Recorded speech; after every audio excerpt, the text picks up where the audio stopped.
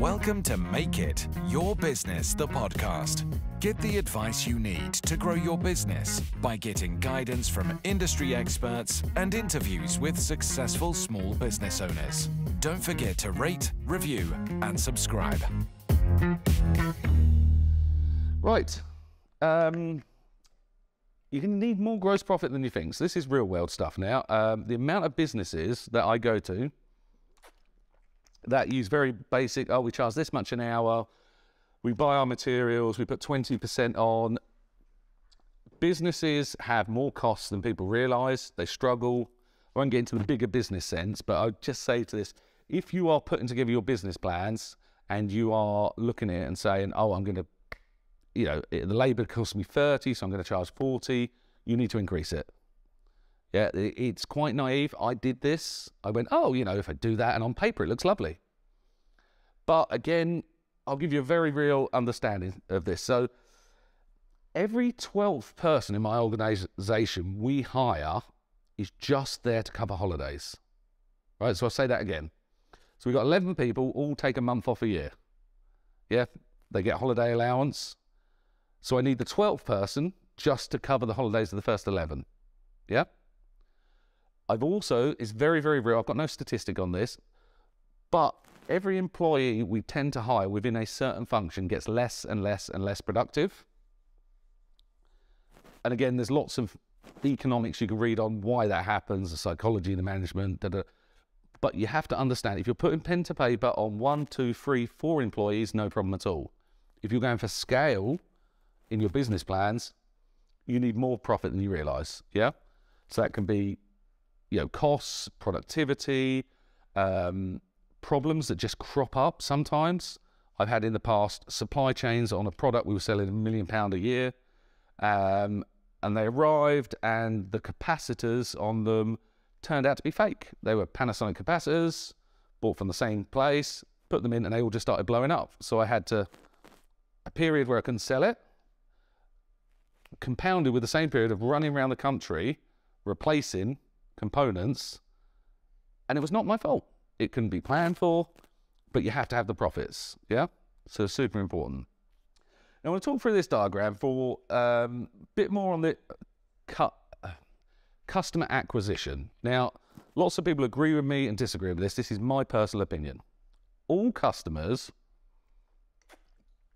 are purchased, okay? So if you want a client, you have to buy them, okay? You're going to buy them either with your time, and there should be a value on your time, yeah? Or you're going to pay some sort of metric, yeah?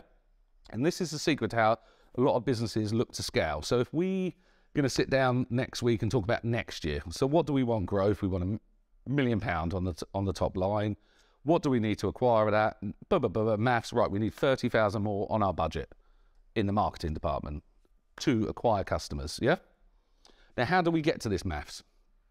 So obviously, we look at, I'm going to keep it simplistic. Let's imagine you've got one product at the moment, one product, yeah? So we look at, obviously, our turnover, revenue coming into the business, and we divide it by a number of customers, yeah? Then we look at the average spend, and we look at how long we're going to retain them for, yeah? Now, this retention element is very, very unique per business. I've got a business where once we retain someone, it's 5 to 10 years. We have another business that converts camper vans, and once they bought their van, they're gone. There's no reoccurring revenue yet. I've had an idea. I'll speak to you about that, Chris. But the point is, you have to take this into account, because if your customers bring £100 but that's a year, but they're staying for 5 years, that customer's worth £500 to you. Yeah? If it's a one-off, it's very, very different. You'll start to hear, I believe, in the economics over the next couple of years, more and more importance on reoccurring revenue. I think businesses that have it are winning. I think with the pandemic, I think the size of it, we fast forward 5 years in people's understanding how important it was. I don't know your experience, but we were fortunate enough, we are on reoccurring retainers with our marketing clients. We didn't have any problems in the marketing business. Had another business that had to close its doors the whole time. So again, if you're thinking about your model and you're like, which pricing structure, I would implore you guys to look at any methodology you can for reoccurring revenue, as opposed to big one-off I would just add to that, the growth investors at the moment, that's become the priority that they're looking for in business. It's not how quickly it will grow, but how well you retaining and growing your customer base.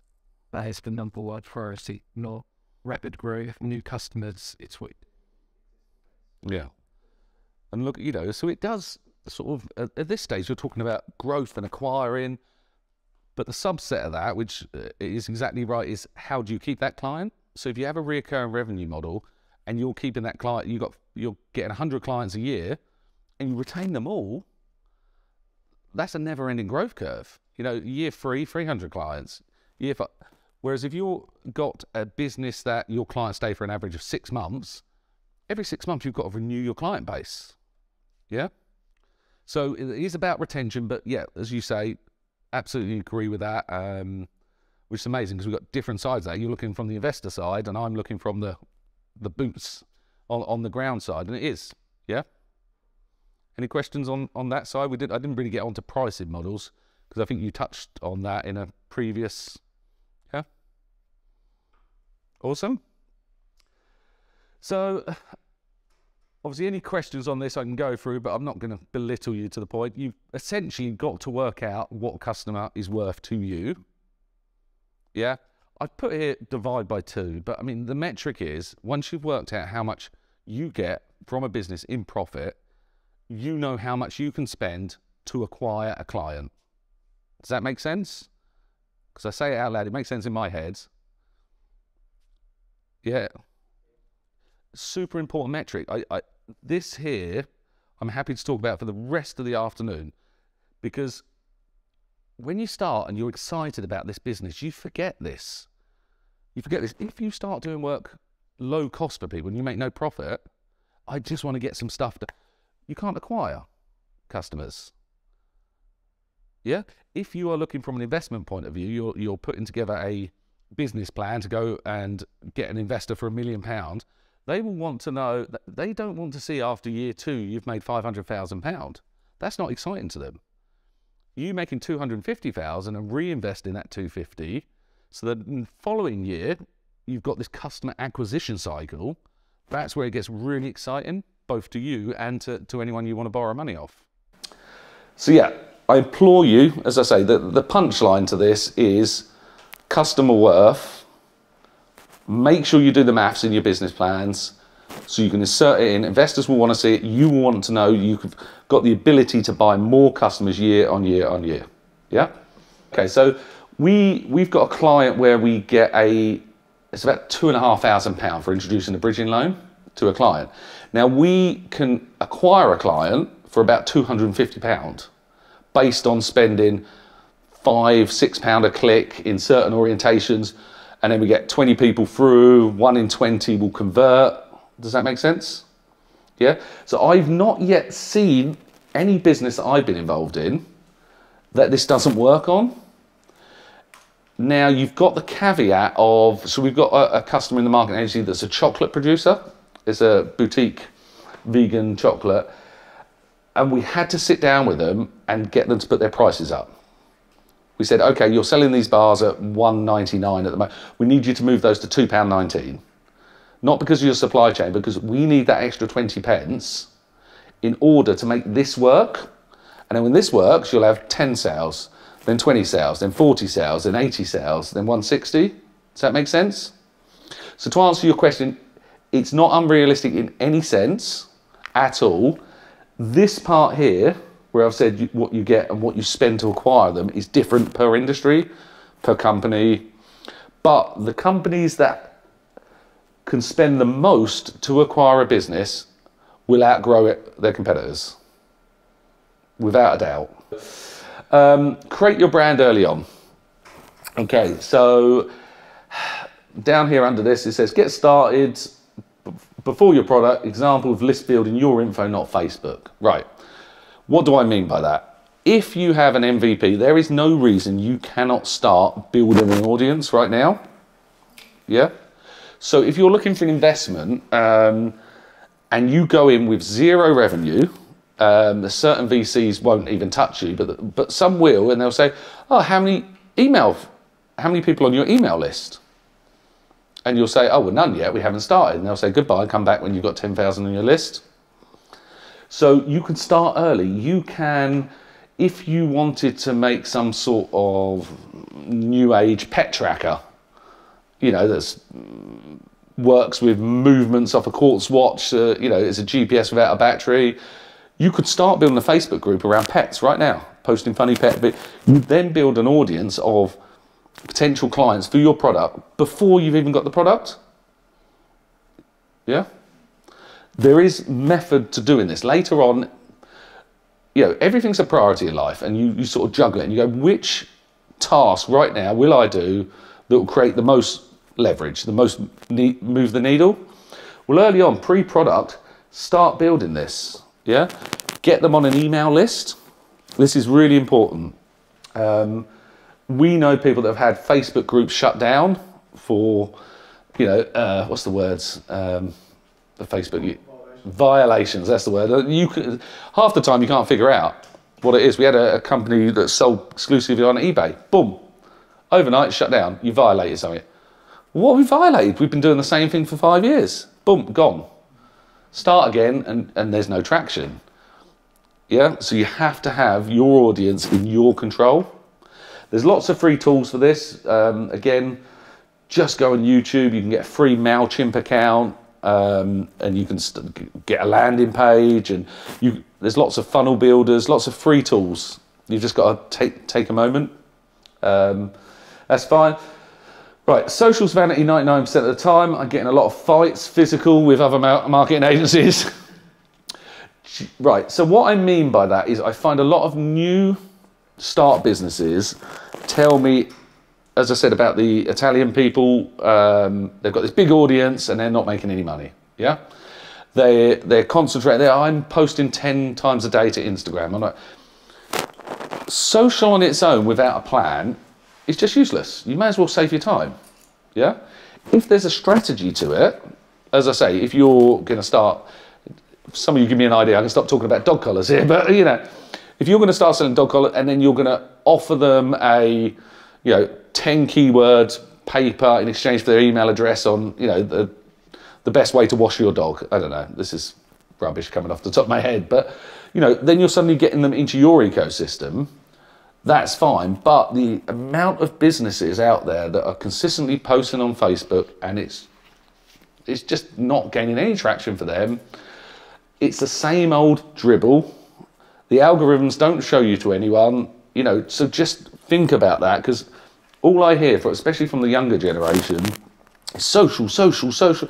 And they're not wrong in a certain segment, how you use it. Social, you know, advertising is phenomenally powerful. Again, the chocolate brand, we've recently reached out to a load of vegan bloggers and social media, and they're going to do posts about our products in exchange for money. They have the audience, we're paying for it. Great. But if I just consistently post chocolate on our own social media, complete waste of time. Yeah? Again, social media is a whole thing. But just be careful what you get sucked into. Make sure if you're going down a path to do something market orientated for your business, that you can see where the value is coming back. And this is what I said earlier. We don't do things in our business where we want to pay £1 and get 5 back in return. Yeah, that's how we judge if something's successful. Yeah, followers don't get sales. Data over gut feel. This is something that I implore you to there'll be periods where you're like, I just feel this. Oh, but it's like, it's rubbish. Our bodies have been designed over time and it's evolved that we're just scared, or we want the comfortable. The data doesn't lie, yeah? So get in a habit of building your business data orientated, yeah? Most programs you can get now, free or paid, will have some analytics in the background. The program I use most, apart from email, is Excel. And it can be as simple as 3 or 4 minutes. I will pull a data set in. I'm a basic user. I will sort functions, high to low. I'll drag it and do some sum. But it gives me an answer that I can peg my hat on and make a decision. Yeah? Not everyone's a customer. Profile and focus. Again, this goes back, you could do a whole talk on this. I'm trying to give you my boom, these are important. Don't try and sell to everyone. You'll run out of money, you'll run out of energy, you'll run out of everything. If I've got something to sell that's female orientated and I'm wasting my budget on these gentlemen, complete waste of time. Let's not get into politics, but you see where I'm coming from. Yeah? If I have a fidget spinner aimed at 12-year-olds, I wouldn't focus it towards grandparents, even though my gut feel would probably go, oh, maybe the grandparents will buy it for them. You'll just burn through cash, you'll burn through energy. Yeah? Stick focus. Honestly, the more time you can go, who is my client? Where do they go? What do they visit? What do they wear? Do they go on Quora and answer questions on there? Are they on TikTok? Are they on here? There's someone for everyone. Every group of people we can ever profile, we find them and they all congregate. We as humans are designed to, pack mentality. Yeah. Good. Consistency is better than quality. A lot of people will argue on that. Don't get me wrong. Hit your A game. Consistency and quality would be amazing. But if you've got to choose, and you will in the early days, consistency of messaging, communication. If you've got an email list and you're emailing monthly, it's better to do it every month on the dot than every week and miss it all the time. Yeah. There's too much information thrown at us right now. Automate what you can. I'm assuming some people in here are tech savvy. There's free versions. We use Zapier a lot. It's very stable, but there's some free versions out there that will link softwares and automate processes for you. You can have somebody sign up, get them sent something, add it to a CRM, schedule a call, send emails. Take some time to set up and think through the process, but it will save your life in the long run. We have things going automated consistently now, very basic functions. I don't want to be doing. I don't want to do the 80%. So if we can't stop it or automate it, we'll outsource it. Now, so this is just some basic 101. If you've not heard of it and you start a company, you want to just cover the basics, yeah? Lots of companies that come to us. I've got a Facebook page, brilliant. Google My Business, it's free. Google favours their own products. First thing you want to do is get the company up there and you'll get some nice local traffic.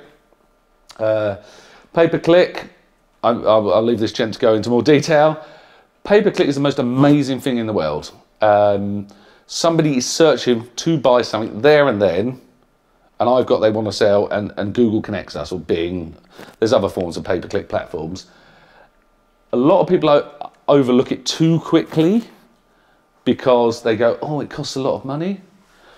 The money's irrelevant. If it costs you £25,000 a month and you're earning $1 million, it's not. What is relevant is how it's set up, how you use it, because you can waste a lot of money getting no results, or you can get phenomenal results for very little money.